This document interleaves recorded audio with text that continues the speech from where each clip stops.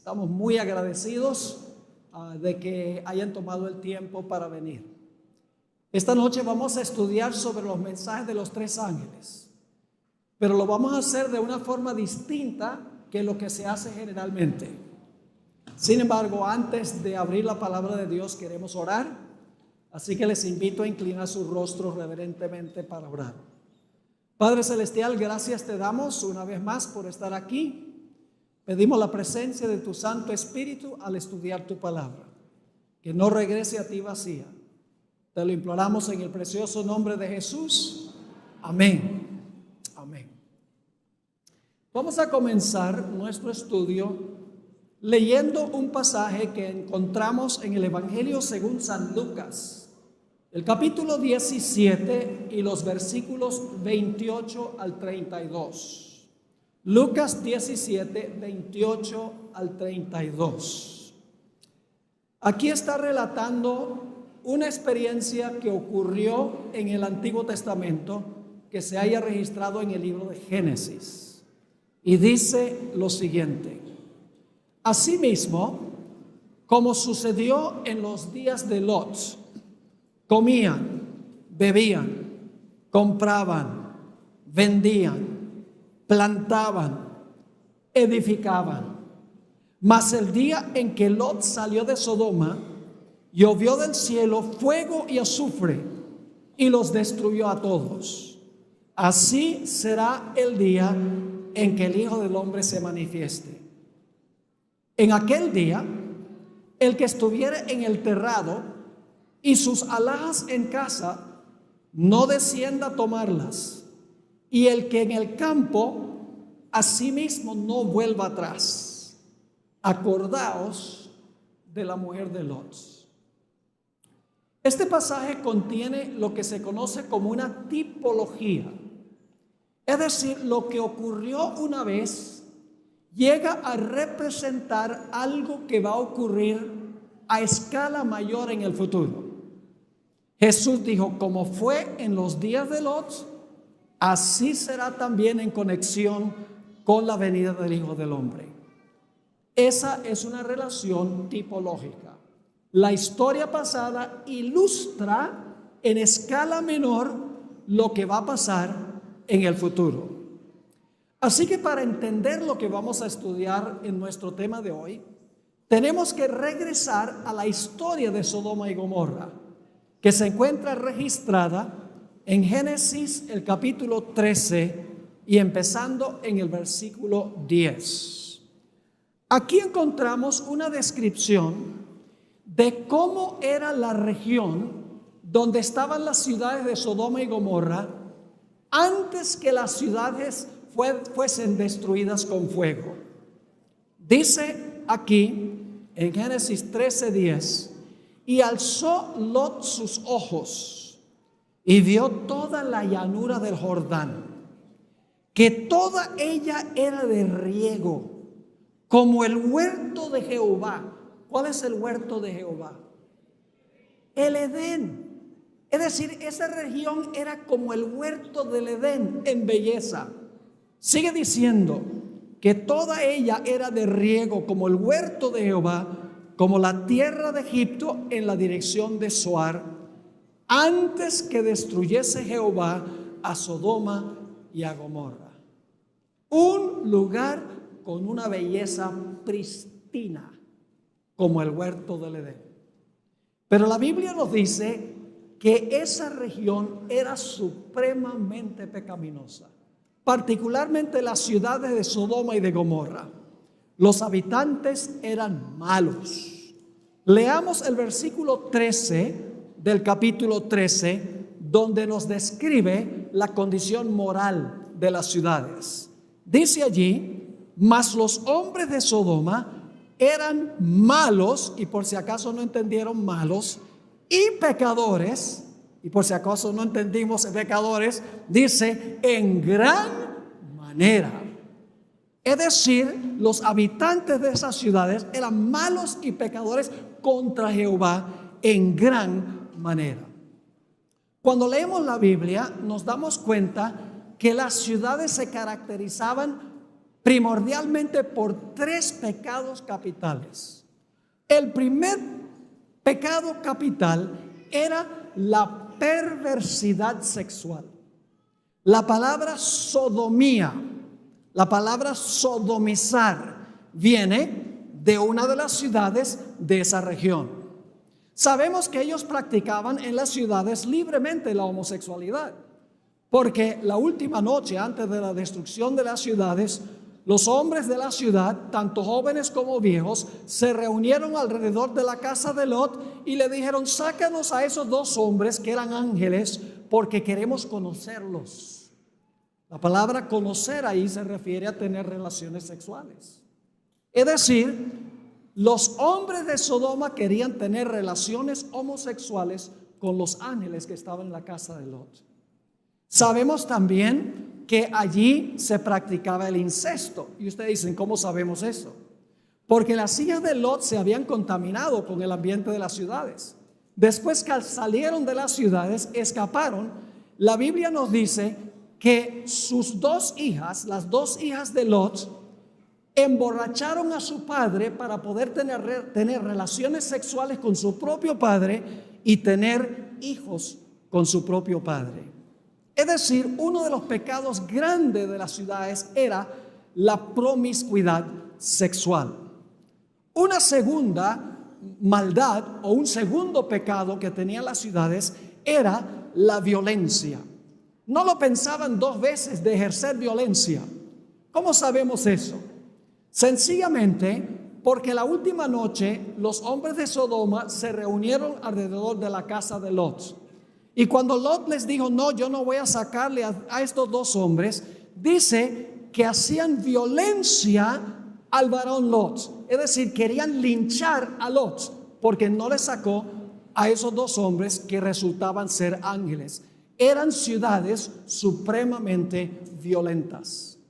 También se caracterizaban por un materialismo craso, un egoísmo a donde no pensaban en los necesitados, solamente pensaban en su propio bienestar. En Ezequiel 16, 48 y 49, Dios compara al pueblo de Israel, porque había caído bien bajo moralmente, con las ciudades de Sodoma y de Gomorra.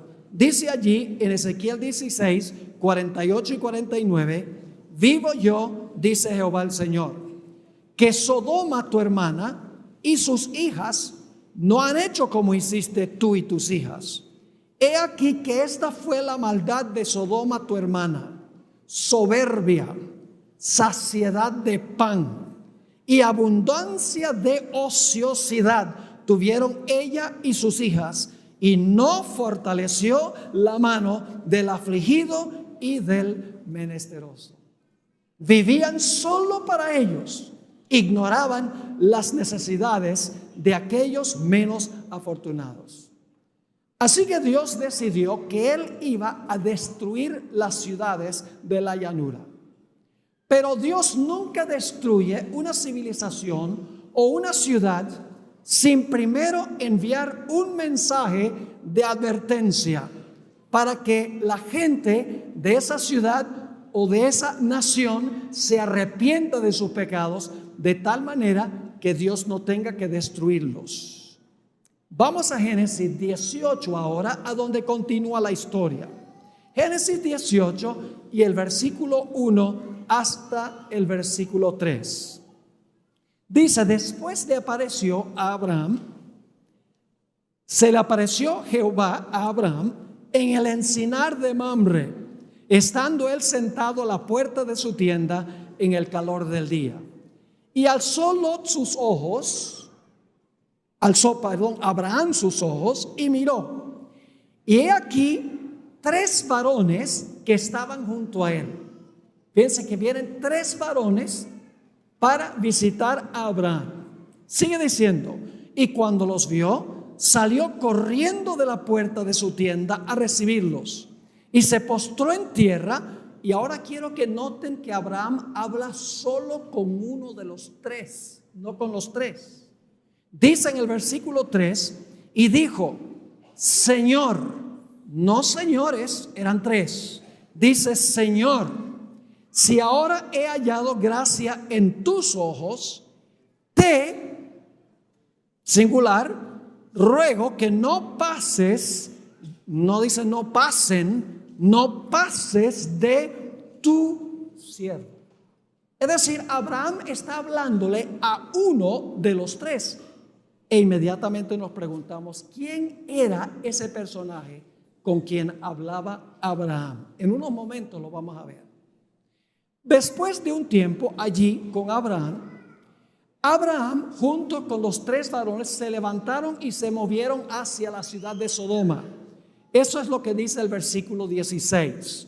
Dice, y los varones, que eran los tres, junto con Abraham, se levantaron de allí y miraron hacia Sodoma, y Abraham iba acompañándolos. Es decir, por cierta distancia, Abraham y los tres personajes están caminando juntos hacia Sodoma. Pero lo interesante es que solo llegaron a la ciudad dos de los tres. Noten Génesis 18 y el versículo 22. Dice, y se apartaron de allí los varones, y vamos a encontrar que fueron dos, aunque iban tres. Se apartaron de allí los varones y fueron hacia Sodoma. Pero ahora un detalle muy interesante, pero Abraham estaba aún delante de Jehová. ¿Quién era ese personaje con quien habló Abraham? Era Jehová. Y ustedes dicen, bueno, pero ahí dice que se apartaron los varones y fueron hacia Sodoma. ¿Cómo dice que solamente dos llegaron? Vamos al capítulo 19 y el versículo 1. 19 y el versículo 1. A Sodoma llegaron dos. Abraham quedó delante de Jehová. Dice allí en el versículo 1 del capítulo 19, llegaron pues, ¿cuántos? Los dos ángeles a Sodoma a la caída de la tarde. Y Lot estaba sentado a la puerta de Sodoma, y viéndolos Lot se levantó a recibirlos y se inclinó hacia el suelo. Así que Abraham queda con el que yo llamo el primer ángel para hablar con él. Los otros dos se dirigen a la ciudad de Sodoma. Ahora quiero que noten que hay tres mensajes en esta historia. Vamos al primer mensaje. Génesis, el capítulo 18 y el versículo 22. Se apartaron de allí los varones y fueron hacia Sodoma, pero Abraham estaba aún delante de Jehová. Y se acercó a Abraham y dijo, ¿destruirás también al justo con el impío? Fíjate, está hablando con Jehová. ¿Tú vas a destruir al justo con el impío? Quizá haya 50 justos dentro de la ciudad. ¿Destruirás también y no perdonarás al lugar por amor a los 50 justos que estén dentro de él? ¿Por quiénes está preocupado particularmente Abraham? Está preocupado por los justos. Él quiere que Dios separe a los justos de los injustos para que los justos no perezcan en la ciudad. Sigue diciendo en el versículo 25, este primer mensajero es el mensajero del juicio.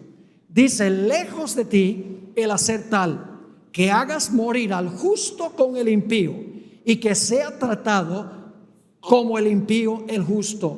Nunca tal hagas, y ahora escuchen, el juez de toda la tierra no ha de hacer lo que es justo.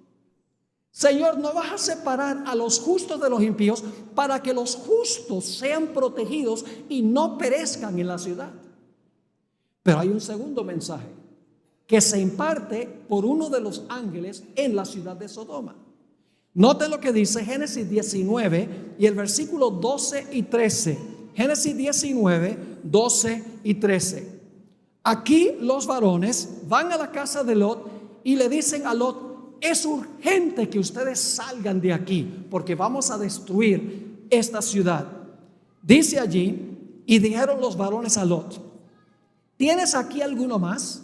Yernos y tus hijos y tus hijas y todo lo que tienes en la ciudad, sácalo de este lugar. Es decir, sal de Sodoma, porque vamos a destruir este lugar. Si te quedas allí, vas a ser destruido, es lo que está diciendo.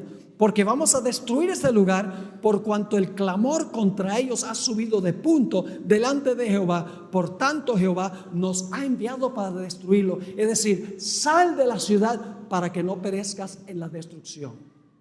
Noten el versículo 14. Entonces salió Lot y habló a sus yernos, los que habían de tomar sus hijas, y les dijo: levantaos, la siguiente palabra, salid de este lugar. Es decir, salgan de Sodoma, porque Jehová va a destruir esta ciudad. Mas pareció a sus yernos como que se burlaba. Un segundo mensaje de parte del segundo ángel. Ahora, es interesante notar en la historia, en los versículos 9 y 10 del capítulo 19, algo que ocurrió antes que Dios destruyera las ciudades. Una puerta se cerró en ese momento. Dice en Génesis 19 y el versículo 9 y 10. Estos son los hombres que se reunieron alrededor de la casa de Lot. Y ellos respondieron: quita allá. Y añadieron: vino este extranjero, se están refiriendo a Lot, para habitar entre nosotros, y habrá de erigirse en juez. Ahora te haremos más mal que a ellos, es decir, que a los dos ángeles que estaban allí. Y hacían gran violencia al varón Lot, y se acercaron para romper la puerta. Entonces los varones alargaron la mano y metieron a Lot en casa con ellos y cerraron la puerta. Cuando esa puerta se cerró la oportunidad de todos los habitantes de Sodoma para escapar de la ciudad. Es decir, la puerta de la gracia se cerró antes de la destrucción de las ciudades. Ahora, mañana en la noche vamos a estudiar un mensaje paralelo a este. Vamos a estudiar sobre los días de Noé. Y vamos a ver que hay un paralelo. Jesús dijo: como fue en los días de Noé, así será la venida del Hijo del Hombre. Como fue en los días de Lot, así será la venida del Hijo del Hombre. Y vamos a ver algo muy interesante en cuanto a la historia del diluvio. Yo pregunto, ¿cuándo se perdió la gente antes del diluvio? ¿Cuándo se perdió la gente en el diluvio? ¿Cuando se cerró la puerta o cuando comenzó a llover? Yo pregunto, ¿cuando se cerró la puerta empezó a llover inmediatamente? No, pasaron 7 días y luego fueron destruidos. Es decir, la puerta se cierra primero y luego entonces viene la destrucción. Cuando se cerró la puerta en Sodoma, la puerta de la oportunidad se cerró para todos los habitantes de Sodoma, y los únicos que estaban seguros eran los que estaban encerrados en la casa dentro de la puerta cerrada. Y fíjense que los impíos querían hacerle violencia a Lot, y los ángeles protegieron a Lot y los que estaban dentro de la casa. Ahora hay un tercer mensaje, y ese es el mensajero que finalmente trae la destrucción. Noten lo que dice Génesis 19 y el versículo 24. No olviden estos detalles, porque vamos a volver a la aplicación tipológica en la segunda mitad de nuestro tema. Génesis 19, 24. Entonces Jehová hizo llover sobre Sodoma y sobre Gomorra azufre y fuego de parte de Jehová desde los cielos. ¿Qué llovió Dios de los cielos? Llovió fuego y azufre, y luego dice: y destruyó las ciudades y toda aquella llanura con todos los moradores de aquellas ciudades y el fruto de la tierra. Dios llovió fuego y azufre del cielo para consumir las ciudades. Y luego Abraham está en un monte fuera de las ciudades y está observando lo que está sucediendo. Y quiero que noten lo que dice el versículo 28 en cuanto a lo que divisó Abraham cuando vio de lejos las ciudades. Dice: y miró hacia Sodoma y Gomorra y hacia toda la tierra de aquella llanura miró, y he aquí que el humo subía de la tierra como el humo de un horno. Fuego y azufre que descendió del cielo, y el humo de su incendio que sube. Muy interesante. Ahora hay algo muy interesante, y y es que ese lugar donde estaban las ciudades de Sodoma y Gomorra, hoy en día es un desierto. Leímos que era como el huerto del Edén, bello, hermoso. Pero hoy en día ustedes van allá, está en la región del Mar Muerto. Saben que el Mar Muerto es el lugar más por debajo del nivel del mar en el planeta Tierra. Es como una gigantesca caverna que está bajo el nivel del mar, más de 400 metros por debajo del nivel del mar.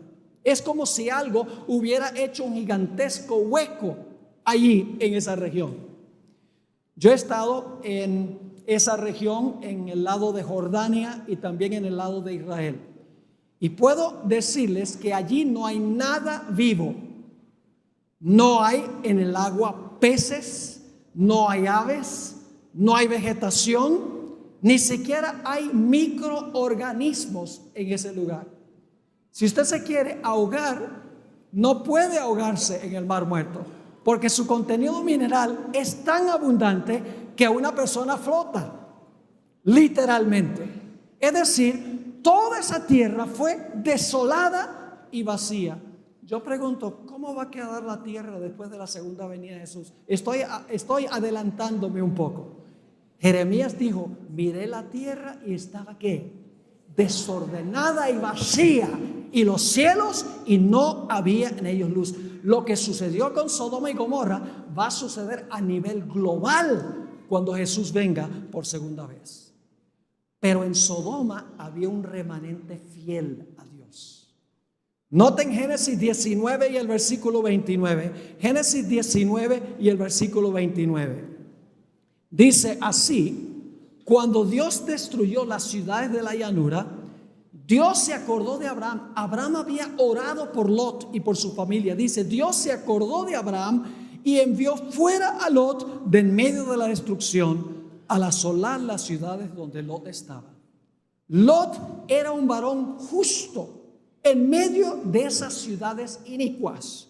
Noten 2 de Pedro 2 y el versículo 7 y 8, a donde se describe el carácter de Lot. 2 de Pedro 2 y el versículo 7 y el versículo 8.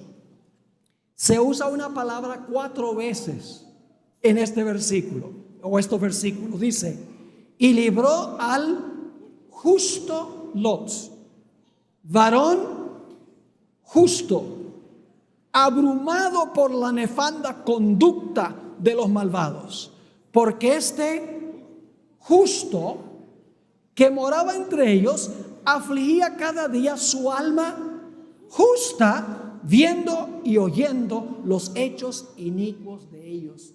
Lot clamaba y gemía por las abominaciones que se estaban cometiendo en las ciudades. Había en las ciudades un remanente fiel que Dios sacó y fueron salvos cuando cayó sobre las ciudades la destrucción.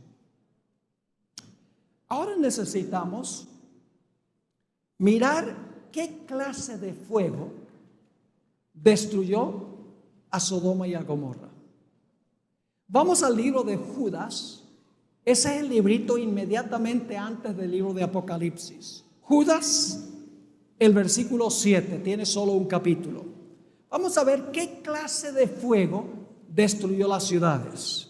Dice allí en Judas 7, como Sodoma y Gomorra y las ciudades vecinas, las cuales de la misma manera que aquellos, habiendo fornicado, fíjese otra vez el énfasis sobre las aberraciones sexuales, habiendo fornicado e ido en pos de vicios contra naturaleza, como la homosexualidad, etcétera, fueron puestas por ejemplo, sufriendo ¿qué cosa? El castigo de ¿qué?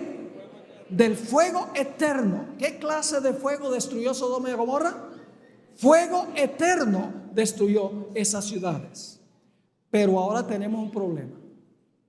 2 de Pedro 2:6. 2 de Pedro 2 y el versículo 6 nos dice algo interesante en cuanto a estas ciudades. Dice lo siguiente: y si condenó por destrucción a las ciudades de Sodoma y Gomorra, reduciéndolas ¿a qué? a ceniza. Y ahora escuchen, poniéndolas ¿de qué? De ejemplo a los que habían de vivir impíamente. Yo pregunto, ¿esta historia se va a repetir? ¿Es un ejemplo de algo que va a ocurrir más adelante? ¿Cómo no? Ahora, dice que fueron reducidas a ceniza. Ahora tenemos un problema muy serio, porque dice que fueron destruidas con fuego eterno, pero las ciudades fueron reducidas a cenizas. ¿Han tratado ustedes alguna vez de quemar cenizas? Las cenizas son el fruto del fuego.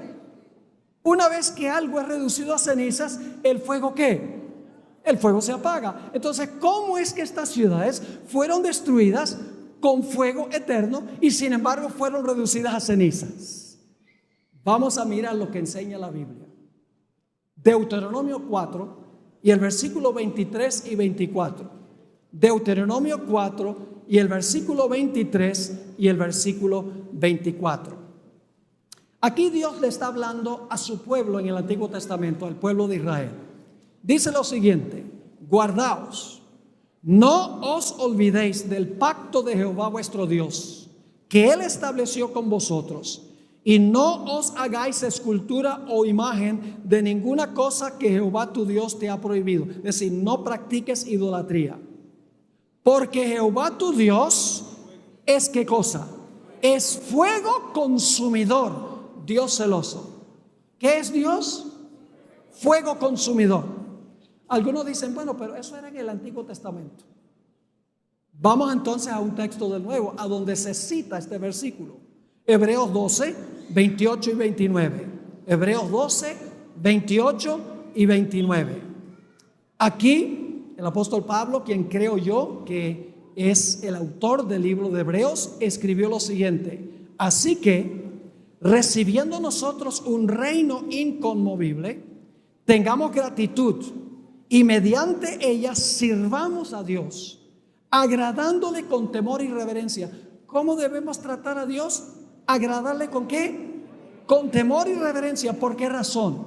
Porque nuestro Dios es fuego consumidor. ¿Quién es el fuego? Dios. Ahora, no me entiendan mal, Dios no se compone de un montón de llamas de fuego. Hay un sentido bíblico en que Dios es fuego. Es una de sus características. Y la pregunta clave es, ¿qué aspecto de Dios es fuego consumidor? Vamos a Éxodo 24 y el versículo 15 al 17. Éxodo 24 y el versículo 15 hasta el versículo 17. Vamos a ver en qué sentido Dios es fuego consumidor. Dice allí, el pueblo de Dios está al pie del monte Sinaí, Dios ha bajado sobre el monte y dice lo siguiente: entonces Moisés subió al monte y una nube cubrió el monte. Y ahora escuchen: y la gloria de Jehová reposó sobre el monte Sinaí, y la nube lo cubrió por 6 días. Y al 7º día llamó a Moisés de en medio de la nube. Y ahora escuchen, esta es la parte clave: y la apariencia de la gloria de Jehová era como un fuego abrasador en la cumbre del monte a los ojos de los hijos de Israel. ¿Qué aspecto de Dios es el fuego consumidor? Su gloria es el fuego consumidor. Dios está rodeado de una luz deslumbrante, está rodeado de su gloria. Es decir, Dios no es llamas de fuego. Dios y su gloria son como fuego consumidor. Ahora vamos a Malaquías 4 y el versículo 1. Las ciudades fueron reducidas a cenizas, pero fueron destruidas con fuego eterno. Ahora vamos a Malaquías, el capítulo 4 y el versículo 1. Está hablando ahora no de las ciudades, sino que está hablando de lo que va a pasar en el futuro. Dice allí: porque he aquí, viene el día ardiente como un horno. Esta es la segunda venida de Jesús. Y todos los soberbios y todos los que hacen maldad serán estopa. Aquel día que vendrá los abrazará, ha dicho Jehová de los ejércitos, y no les dejará ni raíz ni rama. ¿Cuánto va a quedar? Nada. ¿Quién es la raíz de todo mal? ¿Quién le dio origen al mal? Satanás. ¿Y quiénes son las ramas? Sus seguidores. Jesús dijo, yo soy la vid, vosotros los pámpanos. Pues el diablo es la raíz y los que siguen a Satanás son las ramas. ¿Cuánto va a quedar de Satanás y los impíos? No les dejará ni raíz ni ramas. ¿Qué va a pasar con ellos? Malaquías 4 y el versículo 3. El versículo 3 dice, hollaréis a los malos, los cuales serán ¿qué? Ceniza bajo las plantas de vuestros pies en el día en que yo actúe, ha dicho Jehová de los ejércitos. ¿Qué va a pasar con los impíos y con Satanás? Van a ser reducidos ¿a qué? A cenizas. ¿Satanás también va a ser reducido a cenizas? Vamos a Ezequiel 28 y el versículo 18 y 19. Ezequiel 28 y el versículo 18 y 19 habla del fin de Satanás, quien Apocalipsis dice que va a ser destruido en el fuego. ¿Recuerdan? Que Satanás va a ser destruido con los impíos en el fuego que cae del cielo. Ahora fíjense lo que dice en Ezequiel 28, 18 y 19, que está hablando de Lucifer, que se convirtió en Satanás. Con la multitud de tus maldades y con la iniquidad de tus contrataciones profanaste tu santuario. Yo pues saqué fuego de en medio de ti, el cual te consumió. Y te puse ¿en qué? En ceniza sobre la tierra a los ojos de todos los que te miran. Todos los que te conocieron de entre los pueblos se maravillarán sobre ti. Espanto serás y para siempre dejarás de ser. Tanto Satanás como los impíos serán destruidos por fuego y azufre que desciende del cielo. Serán reducidos a cenizas. No quedará raíz ni rama. Dejarán de ser según la Sagrada Escritura. Ahora yo sé que algunos están diciendo, pero pastor, ¿acaso los impíos no son destruidos con fuego eterno? Vamos a mirar eso. Vamos a segunda de Tesalonicenses, capítulo 1 y el versículo 6 al 9. Segunda de Tesalonicenses 1 y el versículo 6 al 9. Vamos a estudiar algunas expresiones que la mayoría de las iglesias entienden mal.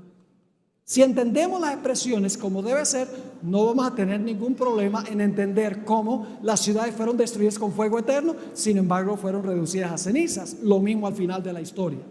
Dice allí, en 2 Tesalonicenses 1, porque es justo delante de Dios pagar con tribulación a los que os atribulan, y a vosotros que sois atribulados, daros reposo con nosotros cuando se manifieste el Señor Jesús desde el cielo con los ángeles de su poder, en llama de fuego, para dar retribución a los que no conocieron a Dios, ni obedecen al evangelio de nuestro Señor Jesucristo, los cuales sufrirán pena ¿de qué? De eterna perdición. ¿Y qué es eterna perdición? Excluidos de la presencia del Señor y de la ¿qué? Y de la gloria de su poder. Yo pregunto, ¿la perdición de los impíos será eterna? ¿Será eterna la perdición de los impíos? Entonces por la eternidad se van a estar perdiendo y perdiendo y perdiendo y perdiendo y perdiendo. No, son destruidos y quedan perdidos para siempre. Eso es perdición eterna. No es el proceso de perdición que es eterno, sino el resultado de la perdición. Noten Mateo 25 y el versículo 41 y 46. Mateo 25, versículo 41 y luego el versículo 46. Dos expresiones difíciles. Dice aquí, está hablando de la parábola de los corderos y los cabritos. Los cabritos están al lado izquierdo y los corderos están al lado derecho. Son los que se van a salvar. Dice, entonces dirá también a los de la izquierda, apartaos de mí, malditos, ¿a dónde? Al fuego eterno preparado para el diablo y sus ángeles. ¿Cómo es la cosa? ¿Apartados a dónde? Al fuego eterno. Ahora escuchen bien. Muchas iglesias dicen, ve, los impíos van a estar quemándose y quemándose y quemándose y quemándose eternamente porque es fuego eterno. Pero escuchen bien, ¿qué es el fuego según la definición bíblica? Es la gloria de Dios. ¿Por cuánto tiempo ha tenido Dios su gloria? Eternamente. Escuchen bien. El fuego es eterno, no lo que el fuego consume. ¿Me están entendiendo lo que estoy diciendo? El fuego sí es eterno porque es la gloria de Dios. Y Dios siempre ha tenido su gloria. Pero lo que el fuego consume no es eterno. Noten la otra expresión en el versículo 46 de Mateo 25. E irán estos al castigo eterno y los justos a la vida eterna. Yo pregunto, ¿los impíos van a ser castigados para siempre? ¿Van a volver a vivir? ¿Van a volver a existir? No. Entonces, ¿su castigo es eterno? Sí. En resultado, no en proceso. Dios tendría que ser un monstruo para castigar a una persona por 80, 90 años de pecado, haciéndolo quemarse por la eternidad en un fuego donde se revuelcan de dolor y gritan maldiciones a Dios. Dios sería un monstruo. El fuego es eterno porque el fuego es la gloria de Dios, destruye a los impíos, son reducidos a cenizas, pero después que ellos mueren, la gloria de Dios, el fuego continúa porque el fuego es la gloria de Dios. Ahora prepárense para una sorpresa. Los que van a vivir eternamente en el fuego no son los malos, sino los buenos.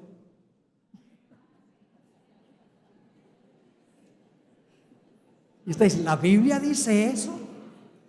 Pues vamos a Isaías 33. Isaías el capítulo 33. Y vamos a leer primero en cuanto a los impíos. Isaías 33, 11 y 12. Dice allí, hablando Dios de los impíos: concebisteis hojarascas, rastrojo daréis a luz. El soplo de vuestro fuego os consumirá, y los pueblos serán como cal quemada, como espinos cortados serán quemados con fuego. Versículo 14. Los pecadores se asombraron en Sión, espanto sobrecogió a los hipócritas. Y ahora escuchen las preguntas, dos preguntas. ¿Quién de nosotros morará con el fuego consumidor? ¿Quién de nosotros habitará con las llamas eternas? El que camina en justicia y habla lo recto, el que aborrece la ganancia de violencias, el que sacude sus manos para no recibir cohecho, el que tapa sus oídos por no oír propuestas sanguinarias, el que cierra sus ojos para no ver cosa mala. ¿Quiénes son los que van a estar en el fuego y el fuego no los va a consumir? No son los impíos, porque ellos van a volverse cenizas ante la gloria de Dios. Los que van a poder habitar en la presencia de la gloria de Dios serán aquellas personas que tienen un carácter a prueba de fuego. En ese clásico libro, El deseado de todas las gentes, la biografía más hermosa que jamás se haya escrito sobre la vida de Jesús, dice lo siguiente: para el pecado, donde quiera que se encuentre, nuestro Dios es fuego consumidor. En todos los que se sometan a su poder, el Espíritu de Dios consumirá el pecado. Es decir, si tú te sometes al Espíritu Santo, Él va a consumir el pecado. Pero noten lo que sigue diciendo: pero si los hombres llegan a identificarse con el pecado, entonces la gloria de Dios que destruye el pecado debe destruirlos a ellos también. Ahora yo pregunto, antes de la destrucción final del mundo, ¿ustedes creen que Dios va a mandar otra vez 3 mensajes? Tipología: lo que pasó, pasará a nivel global. En Apocalipsis, el mensaje final de Dios se compone de 3 partes. Se conoce como los mensajes de los 3 ángeles. Vamos a notar el paralelo entre esos mensajes globales al final y lo que ocurrió con Sodoma y Gomorra. Vamos a Apocalipsis 14 y el versículo 6 y el versículo 7. Apocalipsis 14 y el versículo 6 y el versículo 7. Vi volar por en medio del cielo a otro ángel que tenía el evangelio eterno para predicarlo a los moradores de la tierra, a toda nación, tribu, lengua y pueblo. Es decir, es un mensaje que va a todo el mundo. diciendo a gran voz: temed a Dios y dadle gloria. ¿Porque qué? Porque la hora de su juicio ha llegado. ¿Cuál fue el primer mensaje que encontramos ahí en Génesis? El juez de toda la tierra no hará lo justo, separando los justos para que no sean destruidos juntamente con los injustos. Aquí dice: la hora de su juicio ha llegado, y adorad a aquel que hizo el cielo y la tierra, el mar y las fuentes de las aguas.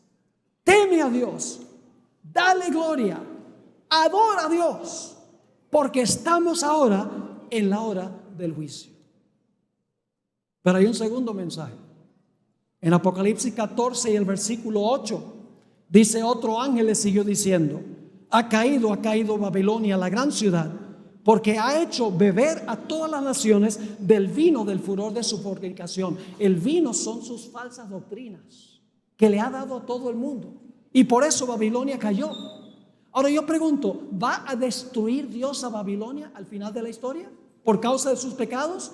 ¿Cómo no? Pero Dios va a sacar de Babilonia a sus fieles antes de la destrucción.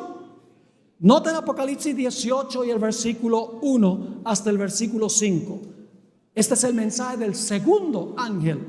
Dice allí en Apocalipsis 18:1: después de esto vi a otro ángel descender del cielo con gran poder, y la tierra fue alumbrada con su gloria. Y clamó con voz potente diciendo: ha caído la gran Babilonia, y se ha hecho habitación de demonios y guarida de todo espíritu inmundo y albergue de toda ave inmunda y aborrecible. La condición de las ciudades. Porque todas las naciones han bebido del vino del furor de su fornicación, y los reyes de la tierra han fornicado con ella, y los mercaderes de la tierra se han enriquecido de la potencia de sus deleites. Es decir, Babilonia ha caído, se ha corrompido, va a ser destruida. Pero antes de ser destruida, Dios da un mensaje, versículo 4: y oí otra voz del cielo que decía: salid de ella, pueblo mío. ¿Eso pasó en Sodoma? Salid de ella, pueblo mío, para que no seáis partícipe de sus pecados, ni recibáis parte de sus plagas, porque sus pecados han llegado hasta el cielo, y Dios se ha acordado de sus maldades. Y por la premura del tiempo, les voy a mencionar solo el mensaje del tercer ángel.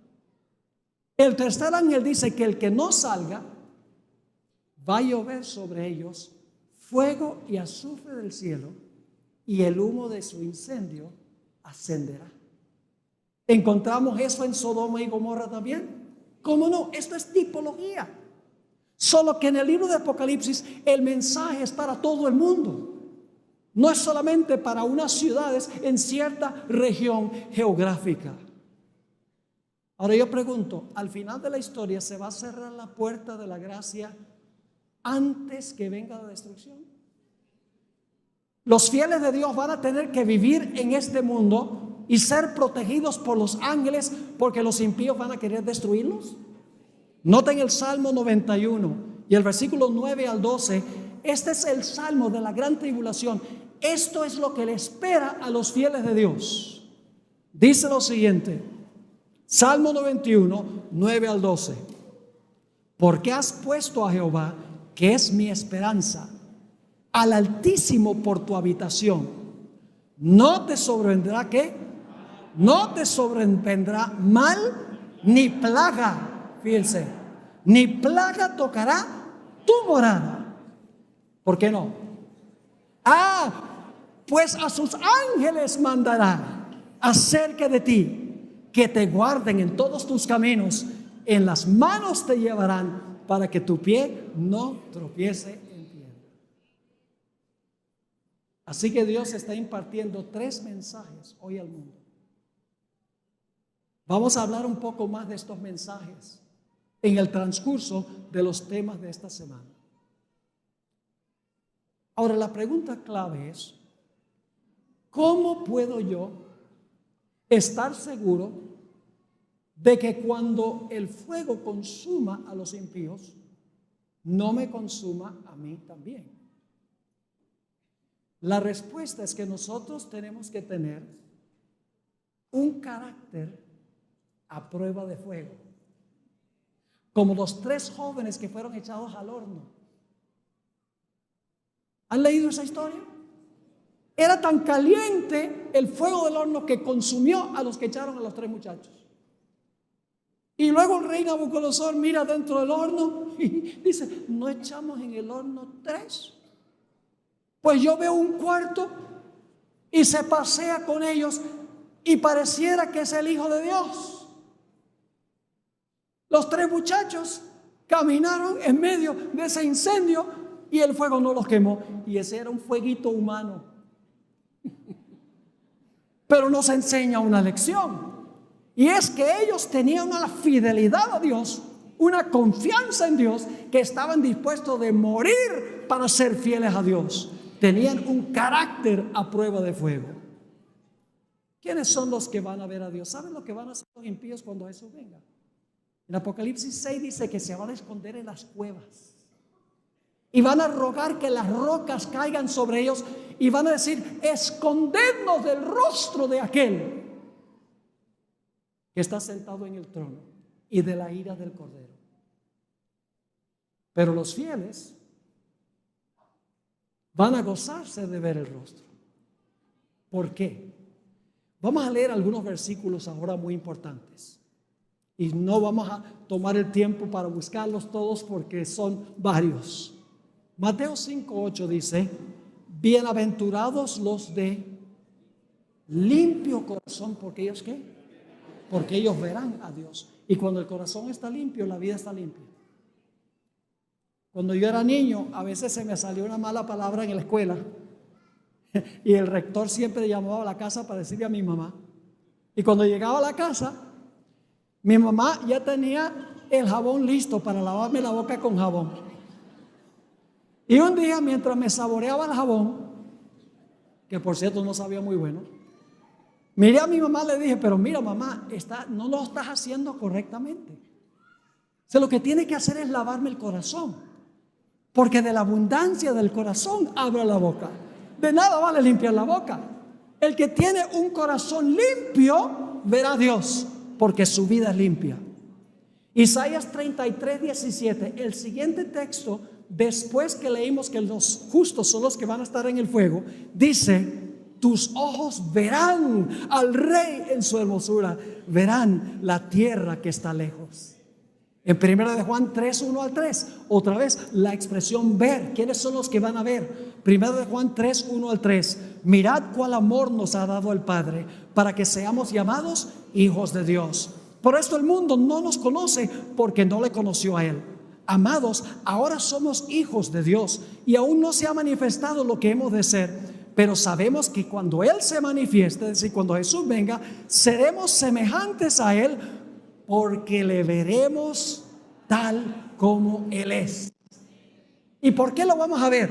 Versículo 3. Y todo aquel que tiene esta esperanza en Él se purifica a sí mismo, así como Él es puro.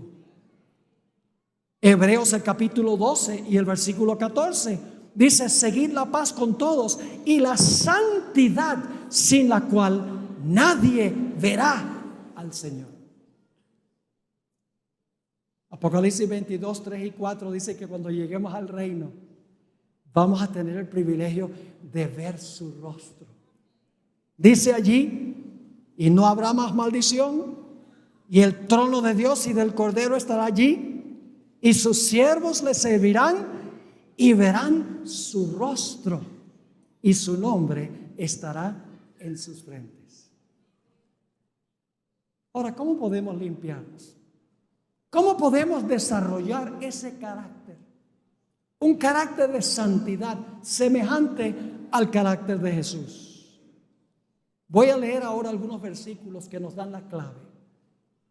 Salmo 119 y el versículo 9-11.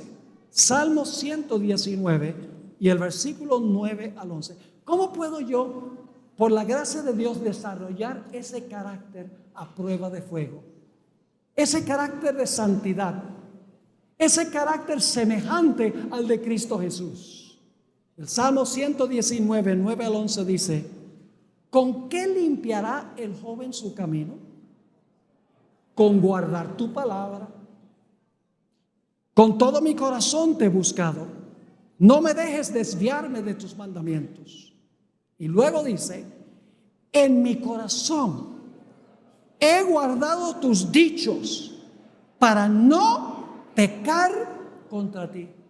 ¿Cómo guardamos en nuestro corazón los dichos de Dios o la palabra de Dios?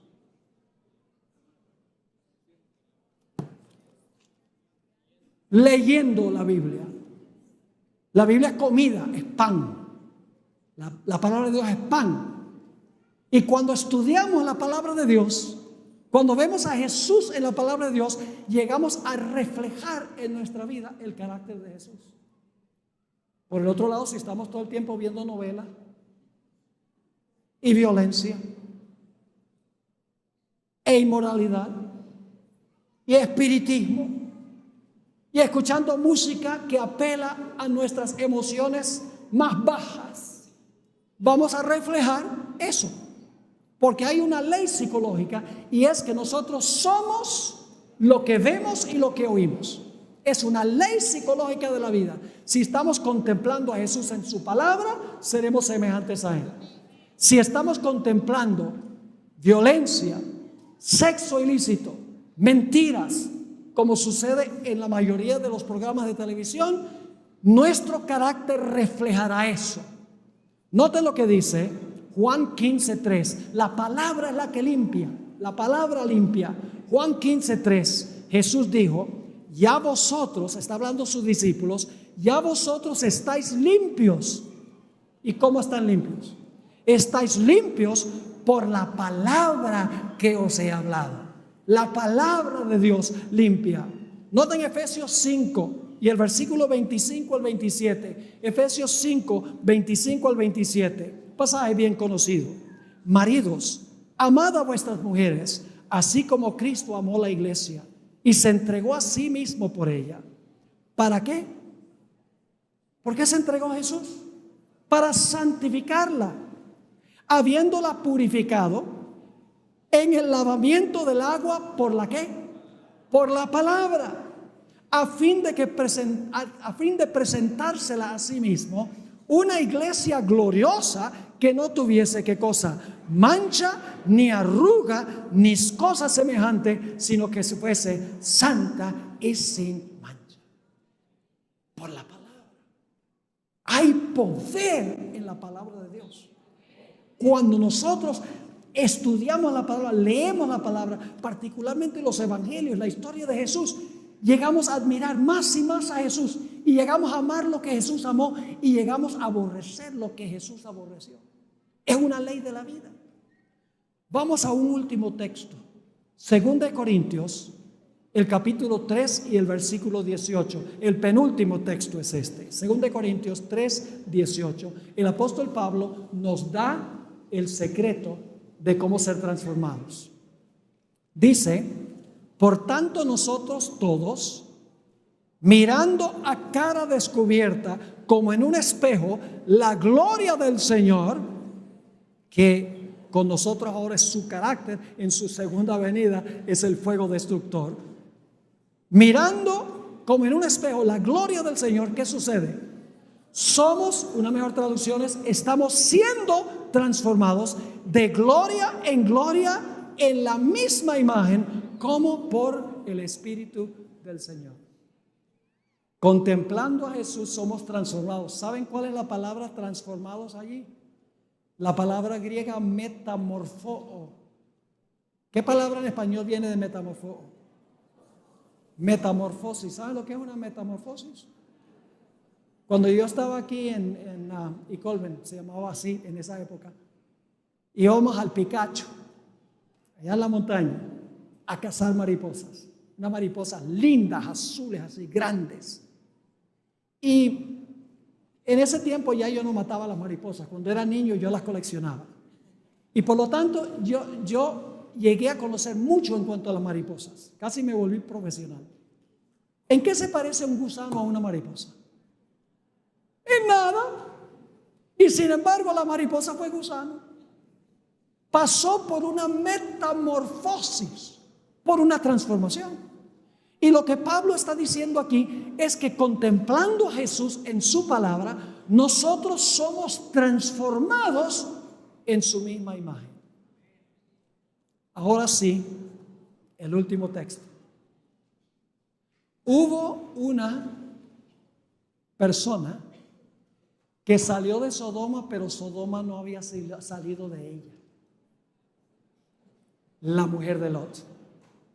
Y Jesús predicó un corto sermón en cuanto al fin del tiempo. Dijo, acordaos de qué, de la mujer de Lot. Dice la Biblia, y esto está en Génesis 19, el versículo 17, dice que la esposa de Lot salió con el esposo y con las hijas, pero su corazón todavía estaba ¿dónde?